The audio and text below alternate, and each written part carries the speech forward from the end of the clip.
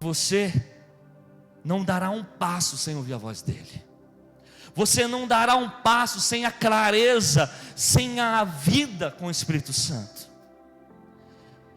Sabe o que é mais lindo do esperar de Deus? Não é quando você recebe a bênção, mas é o que você se tornou quando esperou nele. O quanto você se tornou forte, resistente.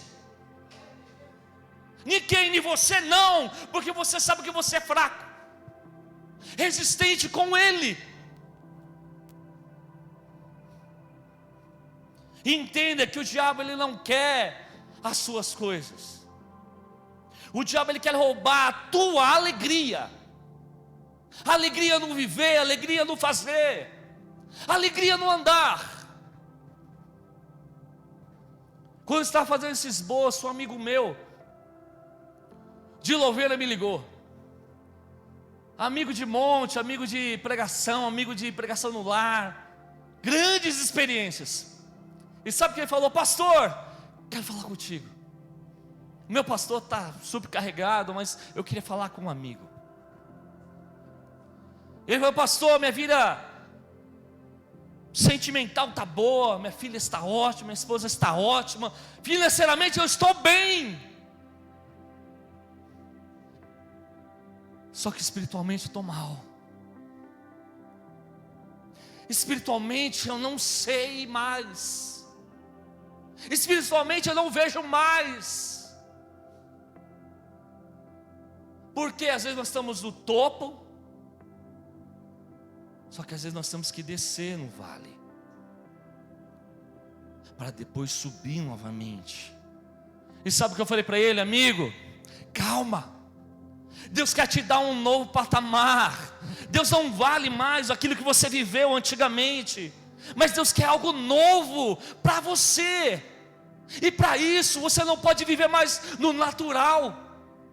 O natural eu faço, o natural você faz, mas o sobrenatural é fé.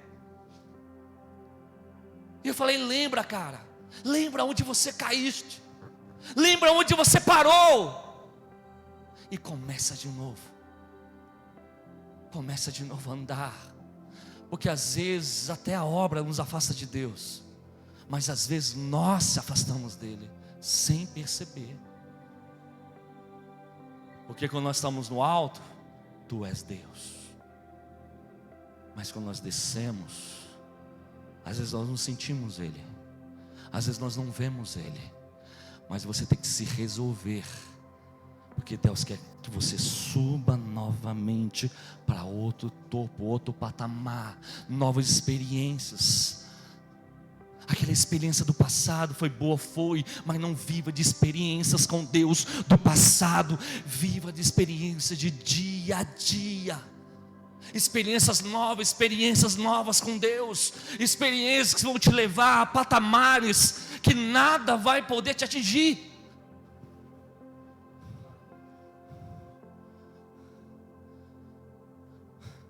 Tem uma pergunta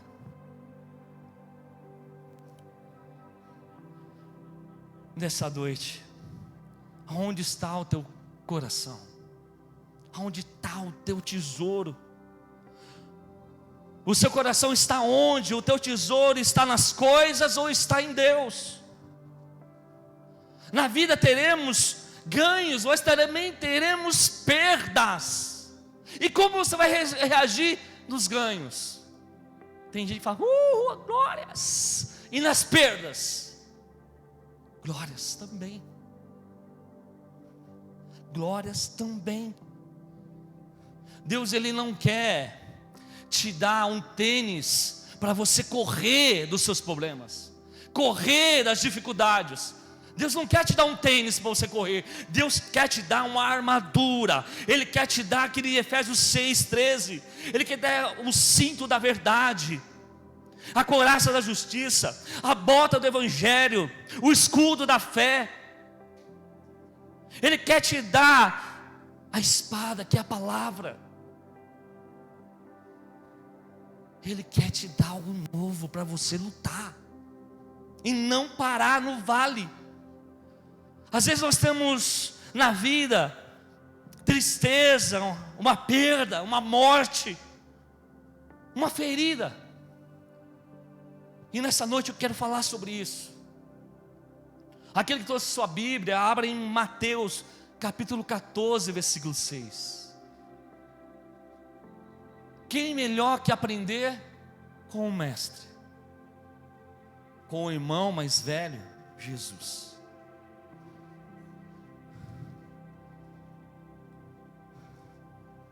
Livro de Mateus capítulo 14, versículo 6. E diz assim: no aniversário de Herodes, a filha de Herodias dançou diante de todos e agradou tanto Herodes, que ele prometeu sob juramento dar-lhe o que ela pedisse. Influenciada por sua mãe, ela disse: dai-me aqui num prato a cabeça de João Batista. O rei ficou aflito, mas por causa do juramento e dos convidados, ordenou que lhe fosse dado o que ela pedia, e mandou decapitar João na prisão. E sua cabeça foi levada num prato entregue à jovem, que a levou a sua mãe. E os discípulos de João vieram e levaram o seu corpo e o sepultaram. Depois foram contar isso a Jesus. Agora presta atenção nos dois versículos seguintes. Versículo 13. Ouvindo o que havia ocorrido, Jesus se retirou-se de barco e partiu para um lugar deserto. As multidões, ao ouvirem falar disso, saíram da cidade e o seguiram a pé. Versículo 14. Quando Jesus saiu do barco e viu tanta multidão, teve compaixão deles e o curou os seus doentes. Em outras traduções, e curou a todos. Até aqui. O que me chama a atenção dessa mensagem é o que Jesus foi fazer no lugar deserto, no meio do mar. O que ele foi fazer. E eu olhando para isso, eu olhei para minhas dores também. E o que Deus falou comigo na palavra, quando Jesus pega o barco e vai para o meio, para um lugar deserto, no meio do mar, e as pessoas olhando. Imagina um barquinho aqui navegando, e as pessoas olhando assim, ó, e seguindo a pé, os discípulos, as pessoas seguindo, e Jesus lá, sozinho no meio do mar. Ele foi se resolver. Ele era 100% homem, 100% Deus. Ele chorava, ele sorria, ele brigava, era bravo também. Ele era que nem eu e você. A diferença é que ele também era Deus. Só que como homem, o primo dele morreu. João Batista morreu. A palavra não fala, só fala que ele pegou o barquinho e foi para lá no meio do mar. Não fala se ele chorou, mas acredito que chorou. Não fala que ele ficou triste, mas acredito que uma dor no peito queria explodir. Não fala se ele queria parar, mas às vezes dá vontade de parar. Mas quando ele vai no meio, eu acredito que ele falou: Pai, eu acredito que na mesma hora Deus falou com ele lá. Deus acalmou o coração dele e fala: filho, não está na palavra, mas eu acredito que ele falou: filho, vai, continua, não pare. Eu imagino Jesus perguntando: por quê? Olha para o lado, tem uma multidão te esperando. Se você parar, eles não vão ouvir. Se você deixar, eles não vão saber. Às vezes Deus está falando com alguém aqui hoje: se você parar, quem irá pregar? Se você desistir, quem irá curar? Eu creio que Deus falou com ele ali, no particular, e ali, aquela dor, creio que Deus arrancou dele. E a palavra diz que no versículo 14, que ele passou para o outro lado, ele olhou aquela multidão, teve compaixão, e curou um, curou dois, curou três, 4, 5, 10, 20, 30, curou todos. Não ficou sem nenhum ser curado, todos foram curados, restaurados. Deus nos chamou para curar as pessoas, mas primeiro nós temos que se resolver e ser curados. Porque quando curados, nós curamos. Se nós estamos feridos, ferimos as pessoas. Não sei se você já andou com pessoa porco espinho, rela nela, ela solta uma palavra ruim, a cara é fechada. Mas quando a pessoa é curada, você olha para aquela pessoa que era pouco espinho, ela abre um sorriso. E às vezes só precisa de um sorriso para mudar o seu dia. Às vezes você precisa de um abraço para mudar o seu dia. Às vezes não é um milagre sobrenatural, mas é algo natural. Um abraço. Fala: ó, homem, Jesus te ama. Ainda que você pense que Ele não está, ainda que você não sinta, ainda que você acha que está perdido, Ele te diz: eu nunca tirei os meus olhos de você. Apenas continue, apenas ande. Essa semana me chamaram para ir, semana passada, para fazer uma visita no hospital. Eu, como pastor, como cristão, a primeira coisa é: vou orar para curar. Mas na ótica de Deus, cheguei no hospital, falei: Deus, eu quero orar para curar. Mas o que o Senhor quer na vida desse homem? Quando eu entrei na sala, quando eu olhei para o cara, as pernas dele estavam encolhidas. Ele tinha um infarto, um AVC. Ele não falava mais. Ele não falava mais. E eu olhei: Senhor, o que Tu queres que eu faça aqui? Comecei a ler a palavra, falar do Evangelho, falar de Cristo. Quando eu estava caminhando, uma enfermeira foi levar comida, deu uma cotovelada. Eu olhei, amém, né? Eu olhei na palavra, ela trouxe o garfinho e me deu outra cotovelada. Eu amei. Mudei de lado, fui para o lado da coluna. Ali eu falei para aquele homem, ele me olhava.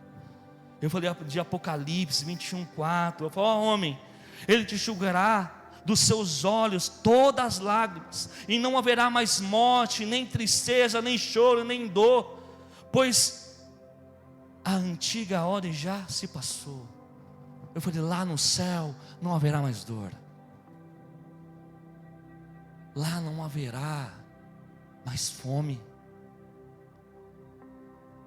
E eu falei: Jesus te ama, cara. Jesus quer fazer você morar com Ele. E ali eu pus a mão na cabeça dele, é igual a cabeça do obreiro Fábio, lisa, lisa, lisa. Quando eu coloquei na mão na cabeça dele, estava assim, ó, só estralando, só estralando. Falei: Jesus. Comecei a ungir minha mão, coloquei na cabeça daquele senhor, e orei, e profetizei, e falei: Senhor, aqui eu entrego a vida do Teu filho. Senhor, que há restauração sobre a vida dele, não aqui, mas eu sei que é no céu. Senhor, dê paz para ele, Senhor, nesse momento. Terminei a oração. Ele: falei: tá doendo? Ele: Ele olha para o teto assim, um lugar branco, e eu sou brincalhão, né? Eu olhei para o teto, eu olhei para ele, olhei para o teto, não vi nada. Mas ele olhou assim: glória, glória a Deus, glória a Deus, glória a Deus. E depois parou de falar. E ele não falou mais. Fiz minha parte, fui embora. Domingo passado, morreu. Fui no velório dele. Muitas pessoas não eram cristãs. Ali deu uma palavra de vida, uma palavra de ânimo. E aquele homem, ele conquistou algo que nós estamos lutando até agora. Aquele homem, ainda que seja no final, ele terminou a caminhada, ele guardou a fé. E ele está em um lugar onde não há mais dor. Mas se eu não me resolvo e não vou, quem irá pregar? No velório, a mulher falou, a irmã dele, depois que eu orei, falou: pastor, eu queria muito ter ido na quarta-feira e ungir ele, para Deus levar ele, dar paz para ele. Você orou isso para Deus? Orei, mas eu não pude estar lá. Mas eu falei: Deus ouviu a tua oração, porque eu ungi ele, eu orei para Deus dar paz para ele. E hoje, agora ele descansa. Peguei minhas coisas e continuei. Fui para casa e diz que na eternidade iremos adorar e louvar a Deus. E lá não haverá dor, não haverá doença e não haverá choro. Só que tem um testemunho que é impactante. Um pastor, a esposa dele morre, e no domingo ele vai pregar. Quem perdeu o filho sabe, quem perdeu o esposo, quem perdeu o ente querido sabe a dor que é perder alguém, a dor que é dentro de você. E sabe o que as pessoas falaram? Vou lá para ver o pastor, o que ele vai falar. E sabe o que o pastor falou? No domingo ministrando, as pessoas queriam saber o que ele ia ministrar. E sabe o que ele disse? Ele disse exatamente isso: é somente essa era, é somente esse tempo que temos a oportunidade santa de adorar a Deus no meio da dor, no meio da perda, no meio da sofrimento. Esse perfume é somente nessa era, nesse tempo. Então pense nisso. Precisamos derramar esse perfume de adoração a Deus. Agora entenda na palavra quem era João Batista. João Batista era filho de Zacarias e Isabel, prima de Maria, mãe de Jesus. João era 6 meses mais velho que Jesus. Em idade avançada, Isabel concebeu esse filho. E o elo entre ele e Jesus começou dentro do ventre. E quem foi João Batista? E por que ele era tão importante? Já no Antigo Testamento, em Isaías 40, versículo 3, diz que havia o anúncio de um profeta que prepararia o caminho de Jesus. Em Marcos 1:1 diz que confirmamos que a voz que clama no deserto, a referência ao último profeta, João Batista, que veio anunciar os ensinamentos de Deus e preparar o povo para a chegada de Jesus. Na nossa vida vai chegar um momento que nós iremos passar por isso e teremos que nos resolver. E quando nós fizermos isso, Jesus irá nos tocar na nossa dor. Esse processo irá te curar e curar outros que estão passando também por dores. E entenda que Jesus foi para alto mar, para quê? Jesus pegou o barquinho e foi para alto mar para se resolver com Ele mesmo e com Deus. Quem já não ficou bravo com Deus? Eu culpei Deus, que não levou minha mãe. Como tu levaste minha mãe? Como tu levou a mulher que eu mais amei? Sabe o que Deus falou? Ela te amou e você foi amado por ela, mas ela terminou a caminhada, a corrida. Ela guardou a fé, agora é contigo, é com você. Se resolva e se levante. Continue, não pare, porque tem uma multidão te esperando. Será que tem alguém aqui desse jeito, precisando se resolver consigo e com Deus?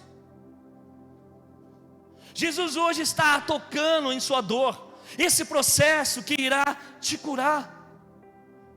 E faça que nem Lázaro: eu vou me levantar. Por quê? Porque o mestre está chamando. Ainda que você entrou por essa porta morto, o mestre está chamando. Então se levante. Não olhe para as ataduras, não olhe o que fizeram com você, porque Ele fará você andar novamente. O meu Deus, Ele não perde batalha. Eu sei que Ele não falha. Só que eu e você, às vezes nós falhamos. Entenda, só irá te machucar até você entender que a luta não é só sua, que você não precisa lutar sozinho. É só falar com Ele, e irá contigo. Às vezes a tristeza e a dor, Ele troca pela alegria dEle. A tristeza e a dor Ele troca pela paz. A tristeza e a dor Ele troca pela paz e a salvação nele. Hoje Deus quer que você se resolva. Se resolva na sua casa, se resolva no seu ministério, se resolva consigo mesmo,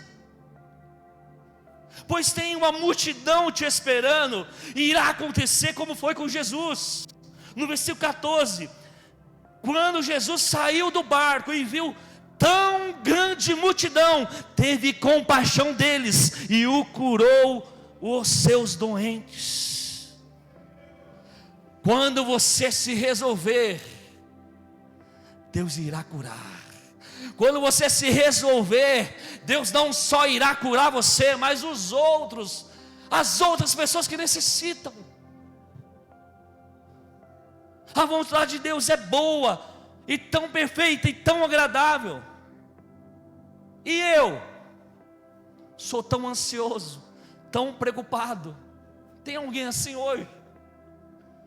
Só que eu sei, se eu cair, as mãos dele me levantam. A tua graça, ela me faz andar, pois a tua força se aperfeiçoa na minha fraqueza. Então entenda hoje, então volte a buscar como buscava, então volte a orar como orava, volte a sorrir como sorria, mesmo na dor. Quando você sentir a presença, e se você não sentir, Ele está lá, Ele vai estar lá, Ele estará lá. Então deixe Ele te usar, deixe como Ele quer te usar. E filho, filha, volte ao primeiro amor, quando eu falava contigo para a intimidade. Então volte à prática do primeiro amor, como está escrito em Apocalipse 2:5. Lembra-te, pois de onde caíste, e arrepende-se e volta à prática das primeiras obras, ou o primeiro amor. Não é onde você pecou, não é onde você errou, é onde você parou de andar com Ele. É de onde você parou, que você não sentia, não via se Ele estava junto. Volta. Às vezes é bom voltar e procurar, porque Ele quer ser achado por vós.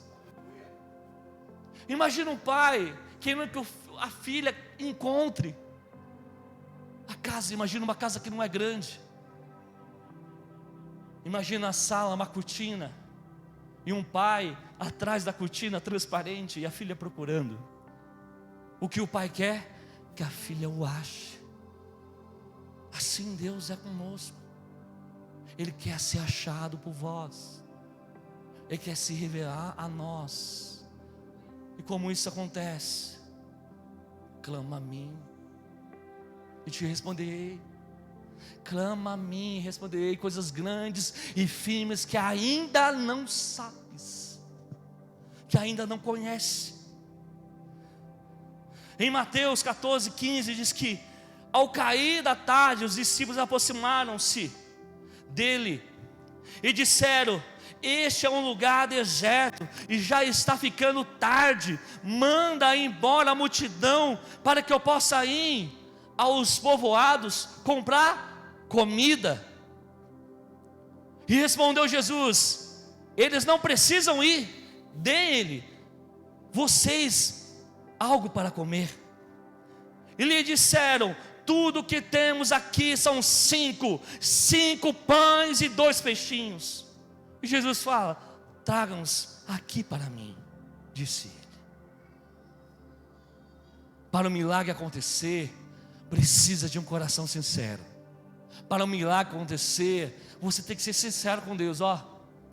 Tá não, não dá não, estou com medo, não dá não, está doendo, não dá não, a adversidade é grande. Mas os 5 pães e 2 peixinhos é o que? Natural. Você consegue na padaria comprar, na padaria de São Manuel, português. Mas você consegue comprar no mercado, você consegue comprar, isso é natural você fazer. Só que cada adversidade carrega consigo a promessa do crescimento. E cada jornada da vida, lembre-se de 3 coisas: faça, confia e creia. Creia, porque Deus coloca anjo na cada caminhada percorrida por você. A palavra diz que em Jeremias 1:5: antes de formá-lo no ventre, eu te escolhi, e antes de você nascer, eu o separei e o designei como profeta às nações. Uma reflexão que pode justificar o seu estado hoje, que você está vivendo. Isso porque o inferno, ele conhece as suas lutas. Ele sabe, ele pressiona. Sabe por quê? Porque ele sabe o que Deus prometeu para você. Ele sabe, porque antes de você sair do ventre da tua mãe, o Senhor já tinha te olhado. E Ele te disse: você é meu, você é minha. E Ele tem um projeto contigo, Ele já sabe. Deus sabe, o diabo sabe em você.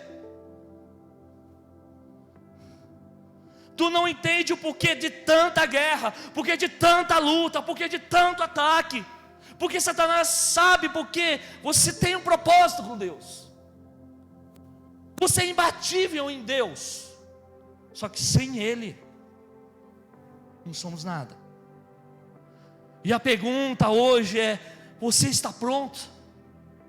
Porque como pastor, o bispo como ele, os pastores, os presbíteros, nós falamos: estamos prontos. Mas isso não alivia a caminhada, não nos alivia de sentir dor, não alivia de ter medo. Mas nós sabemos em quem confiamos, e sabemos que no topo ou no vale, quem está conosco. E por isso que entregamos e confiamos. Ninguém vai entender algumas coisas que Deus irá fazer se você estiver rendido a Ele. A Ele se manifesta com a presença, com a glória. Quando você entrega a tua vida a Cristo Jesus, a sua mente natural fica confusa. Fica bem claro que o sobrenatural tomou lugar de comando na tua vida. Porque o natural não funciona mais. Porque o natural, a minha força, os meus pensamentos, as minhas decisões, comprar 2 peixinhos e 5 pães, é natural. Mas multiplicá-los é Deus. É sobre tudo isso, sobre o natural. Isso é Deus. Isso. E o que muda a história?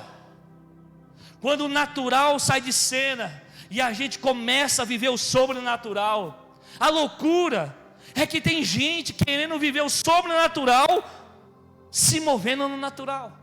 comprando 5 pães e 2 peixinhos. Só que todo milagre que você quer acessar só vai acontecer quando você buscar o sobrenatural, na fé.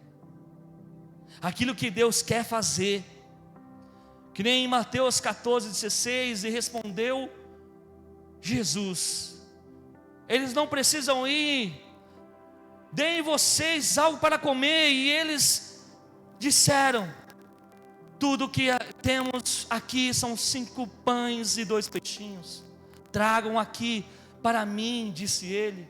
E ordenou que a multidão se assentasse na grama. Tomando os 5 pães e os 2 peixinhos, olhando para o céu, deu graças e partiu os pães. E em seguida deu aos discípulos e à multidão. E todos comeram e ficaram satisfeitos. E os discípulos recolheram 12 cestos que sobraram, cheios.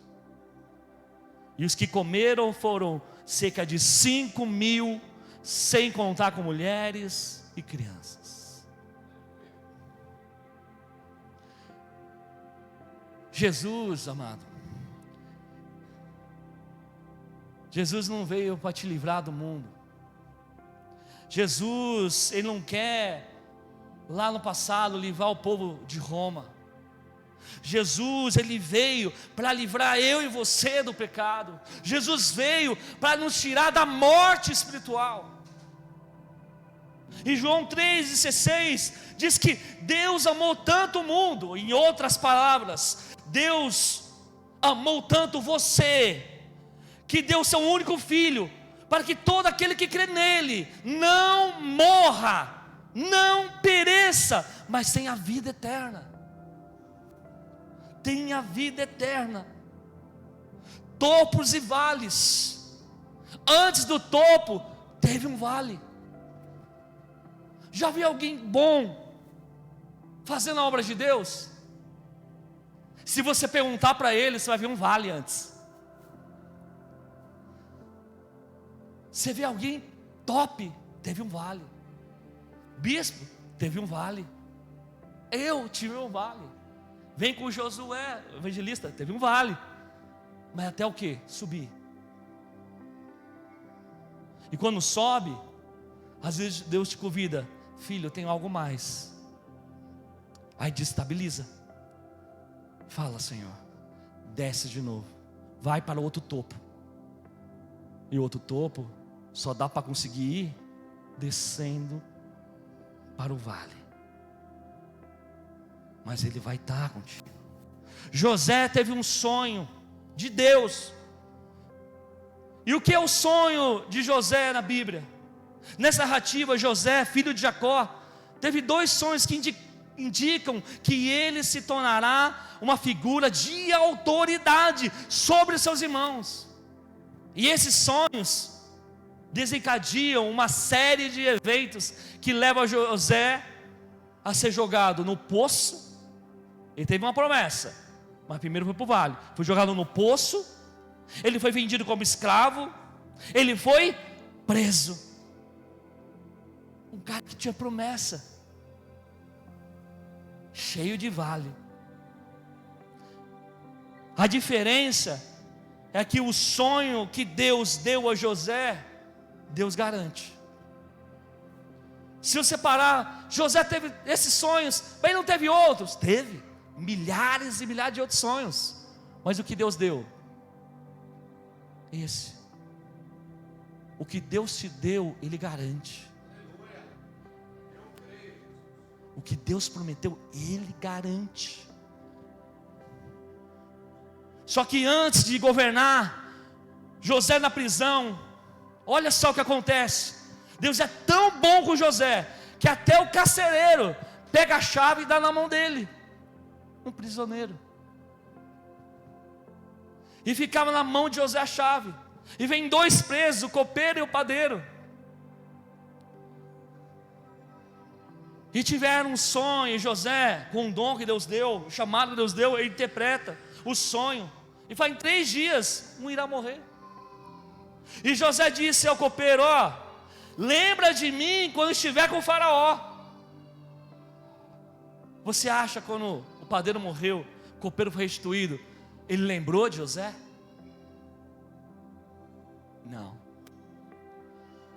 Não. O copeiro não lembrou imediatamente de José. Porque se ele lembrasse de José, qual era a vaga de emprego que tinha?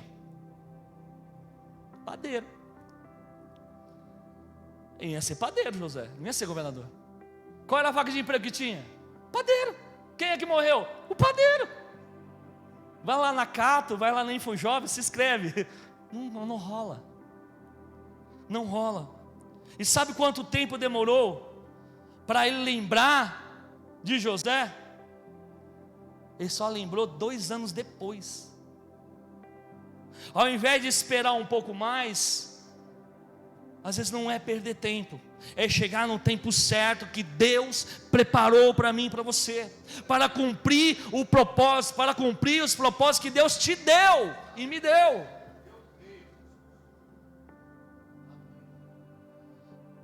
Às vezes eu também fico pensando: Senhor, meu antigo emprego foi tão bem, só que se as pessoas lembrarem de mim agora, para onde eu vou? Qual é a vaga que tem lá? Às vezes não é aquilo que Deus quer para mim. Um dia eu falei aqui, eu parei de olhar para trás, falei: Senhor, poxa, eu gostava tanto. Aí ele falou: ó, para de olhar a porta que fechou e procura a porta que está aberta. Para de olhar a porta que se fechou para você e olha a porta que Deus já abriu. Procura ela. Enquanto você não deixar o passado embora, o novo não vem. E Deus tem coisas grandes para mim e para você. Topos e vales. Quando José é governador do Egito, a Bíblia diz que os irmãos de José vai até o Egito, pois há uma fome, o mundo está em caos. E sabe o que acontece? Quando os irmãos de José chegam no Egito, José imediatamente reconhece cada um. A carequinha, que tem pouco cabelo, validade, né? Ele conhece a cada um, irmão. Só que os irmãos de José não reconhecem ele. Por quê, pastor? Porque quem caminha com Deus ao longo do tempo é irreconhecível para o mundo. Quem anda com Deus ao decorrer do tempo é irreconhecido para o mundo, porque Deus já o transformou. Já não é mais a mesma pessoa. Quem caminha com Deus se torna irreconhecível ao longo do tempo. No vale de José, eu entendo um pouco disso. Só que pensa que quem é visto é lembrado. Eu falava muito isso no antigo trabalho: quem é visto é lembrado. Então eu vou ser visto. E no departamento 1, 2, 3, até os 6 andares eu andava. Resolvia problema de 1, de 2, de 3. Eu falava: quem é visto é lembrado. Aí me mandaram embora. Aí eu falei: 2 anos, Senhor? Não, né? Aí eu falei: quem é visto é lembrado. Poxa vida, Deus. E sabe o que aconteceu? Quem é visto é lembrado, porque eu resolvia muitos problemas. Eu não culpei ninguém, pelo contrário, eu dava uma solução, tanto para o financeiro, quanto para o contábil, tanto para o leilão, tudo. Eu não queria achar quem errou, eu queria dar solução aos problemas. Só que a matemática de Deus é diferente. Pois o que eu fiz foi natural. O que eu resolvi foi natural. Os problemas foram naturais. Só que quem anda com Deus e ouve Ele, quem anda com Deus é irreconhecível. E sabe o que Ele faz? Ele faz lembrar no tempo certo. Deus te faz ser lembrado no tempo certo. O grupo de louvor, se já quiser vir para cá, fica à vontade. Deus te faz ser lembrado no tempo certo, que nem José. Só que o desafio do cristão não é só dominar os topos. O desafio do cristão é você não parar nos vales. Mas você não irá parar nos vales, nesse vale, pois Deus estará contigo. Aprender a dominar o vale, aprender a dominar os topos. No vale você terá, como está escrito em Salmos 91:7. No vale você vai saber disso. 1000 poderão cair ao seu lado, 10.000 à sua direita, mas você não será atingido. Você baterá no peito, mesmo no vale, que no Salmo 91:2, a minha fortaleza, o meu Deus, é quem confio. Ele me livrará do laço do caçador e do veneno mortal. Ele me cobrirá com as suas penas, sobre as suas asas você encontrará refúgio e fidelidade, e dele será o seu escudo.